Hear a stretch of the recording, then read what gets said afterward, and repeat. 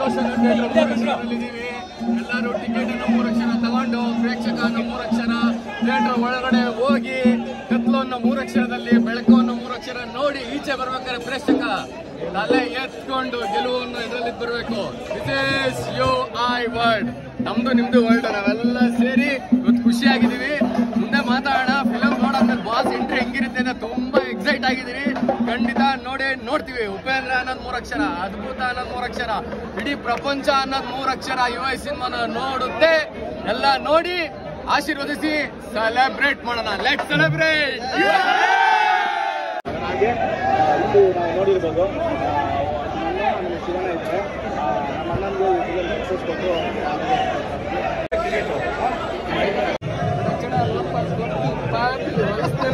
ಏನಿವಾಗ ನಿಮಗೂ ಆಸೆ ಈ ತರ ಡ್ರೆಸ್ ಹಾಕ್ಬೇಕಂತ. ನೀವು ಜನಗಳಿಗೋಸ್ಕರ ಬದುಕ್ತೀರಾ, ನಾನು ನನಗೋಸ್ಕರ ಬದುಕ್ತೇನೆ ಆಯ್ತಾ.